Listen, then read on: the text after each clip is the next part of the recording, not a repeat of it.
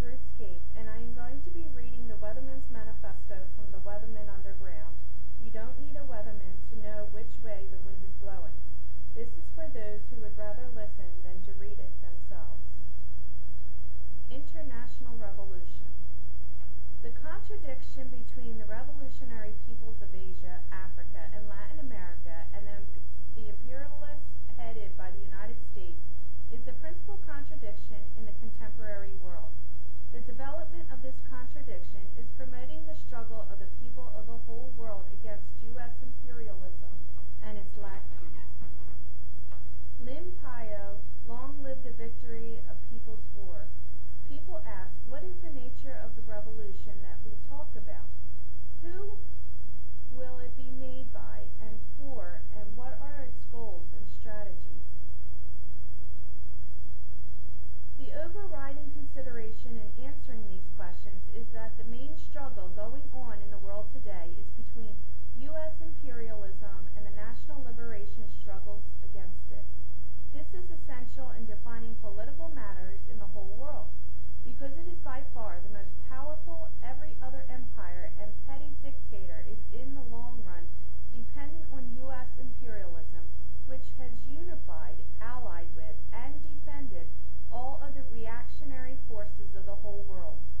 Thus, in considering every other force or phenomenon, from Soviet imperialism to Israeli imperialism to workers' struggle in France or Czechoslovakia, we determine who are our friends and who are our enemies according to whether they help U.S. imperialism or fight to defeat it.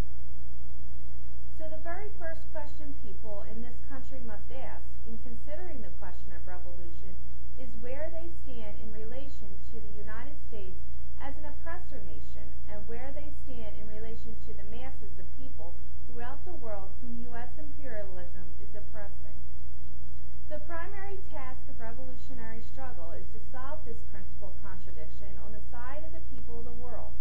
It is the oppressed peoples of the world who have created the wealth of this empire, and it is to them that it belongs. The goal of the revolutionary struggle must be the control and use of this wealth in the interests of the oppressed peoples of the world. It is in this context that we must examine the revolutionary struggles in the United States. We are within the heartland of a worldwide monster, a country so rich from its worldwide plunder that even the crumbs doled out to the enslaved masses within its borders provide for material existence very much above the conditions of the masses of people of the world. The U.S. empire is a worldwide system channels wealth based upon the labor and resources of the rest of the world into the United States. The relative affluence existing in the United States is directly dependent upon the labor and natural resources of the Vietnamese, the Angolans, the Bolivians, and the rest of the peoples of the Third World.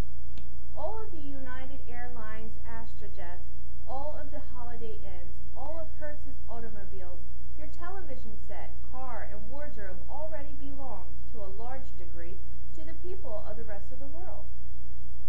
Therefore, any conception of socialist revolution simply in terms of the working people of the United States, failing to recognize the full scope of interests of the most oppressed people of the world, is a conception of a fight for a particular privileged interest and is a very dangerous ideology. While the control and use of the wealth of the empire for the people of the whole world is also in the interest of the vast majority of the people in this country, if the goal was not clear from the start, we will further the preservation of class society, oppression, war, genocide, and the complete immiseration of everyone, including the people of the U.S. The goal is the destruction of U.S. imperialism and the achievement of a classless world, world communism. Winning state power in the U.S. will occur as a result of the military forces of the U.S. overextending themselves around the world and being defeated piecemeal. Struggle within the U.S. will be a vital part of this process, but when the revolution triumphs in the U.S., it will have been made by the people of the whole world. For socialism to be defined in national terms within so extreme and historical people and oppressor nation, as this is only imperialist national chauvinism on the part of the movement. 2. What is the black colony? Not every colony of people oppressed by imperialism lies outside the boundaries of the U.S. Black people within North America, brought here 400 years ago as slaves and whose labor as slaves built this country, are an internal colony within the confines of the oppressor nation.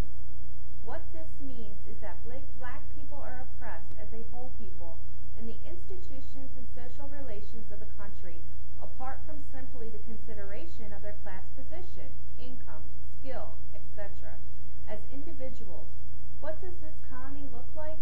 What is the basis for its common oppression, and why is it important?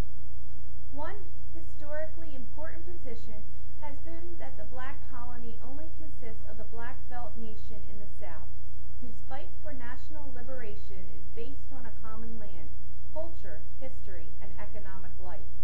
The corollary of this position is that black people, as the rest of the country, are a national minority but not actually part of the colony themselves.